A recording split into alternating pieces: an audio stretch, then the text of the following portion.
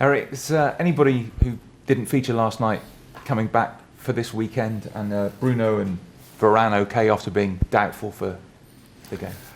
They fought to be part, and they came well out the game. So yeah, I think they will be available for Sunday as well. And for the rest, I don't think players will return for Sunday. So we do it with the squad from yesterday. Casemiro's goal and his sort of passionate celebrations showed his winning mentality, despite the fact that he's won everything in the game. Is that mentality going to be important for Sunday? How important is he? Yeah, but that passion, desire, determination, that's a base. But definitely when you go in a game from Sunday. Erik, when you look at the two squads at the moment and the players available, you've obviously had an awful lot of injury problems. You look at the form that City are in at the moment. How do you convince your players they can go to the Etihad and get a result? Our form. We are also in a good run. And the spirit is very good. We are united. We are in togetherness now to make a good game plan. We have it done before, and against City, lately against Liverpool. So we will prepare well. Players are ready for it. Players are looking forward to it. I can smell it when I'm around here, when I speak with the players. Really enjoyable. Looking forward, excited. But you look at the City lineup. I mean, do you fear what they've got? Do you lose sleep over what they've got in their ranks? Oh, they have a good team, but there are more good teams. But they have won in the last season, so there's last year everything. So we know, but that's the challenge. But also Liverpool has a very good team, and there are more. They have good teams, and we like such challenges, and we're looking forward to challenge with them. Hi Erik. Sir Jim Ratcliffe talked last week about in the future wanting to knock Manchester City off their perch. Is this an opportunity for your team to make a statement and to show that you're not as far away as some people think? I think that has nothing to do with each other. But we want to win every game. That's always our mentality, and that is always our approach in every game. And so it doesn't matter who's the opponent.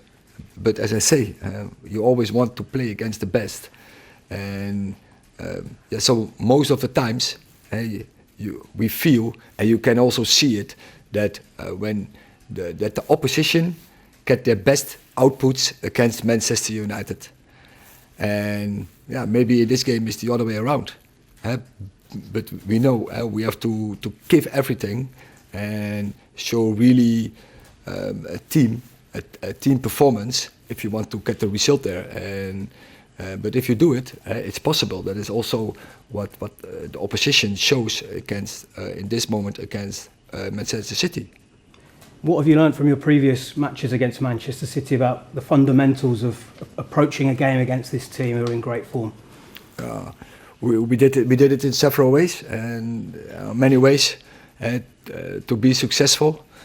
From all the games, when we look back, we had the opportunity to win. We won one time, but you need a great day, and that is also what we know.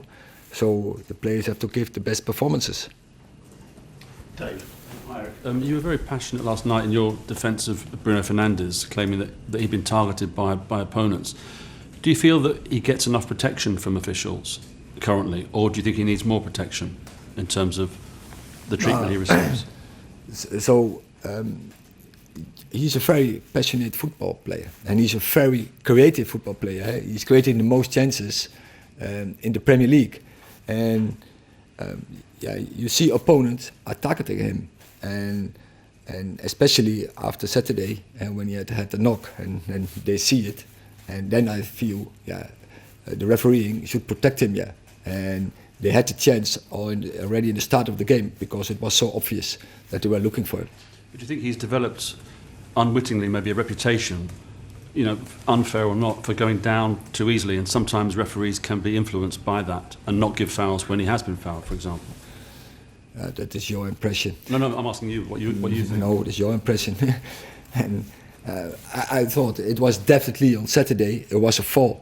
and it was really misjudged from media, from social media, to blame him for that. And that was my point yesterday. And then opponents they targeting him, and that's not right. I think then the referee should protect him because they were false on him, and even after the ball was kicked away.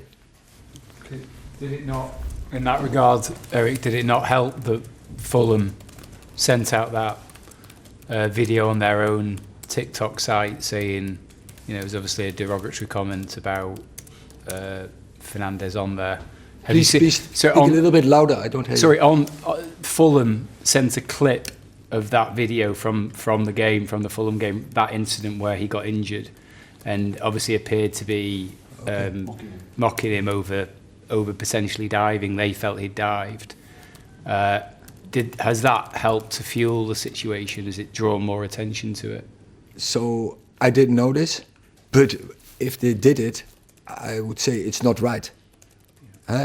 And it's absolutely not right that a club makes such statement because it's totally out of order and they were wrong.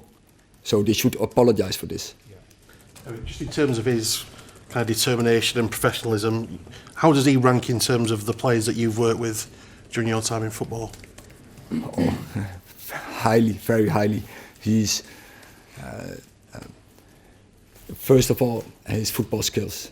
By so creative, and in that final third, creating chances. Absolutely key player, can score a goal. But then also his outputs, his contribution in defending jobs, and they're reading the situation, reading the press, but also be the example by running in the right moments and pointing players around him. So yeah, he's absolutely a leadership by example. We'll take one more in this section, Mickey. Erik, if you look at the Premier League and where you sit in the Premier League this season, is this a defining weekend to know where exactly you're going to be come the end of the season? No, because there are many more games to play, and we are in the FA Cup and in a great game. After City, there are coming many more games, and we know we have to catch up. But also after that, there's coming up more games to catch up and to get in the right position. On AM, on DAB, via the talkSPORT app, and on your smart speaker. talkSPORT.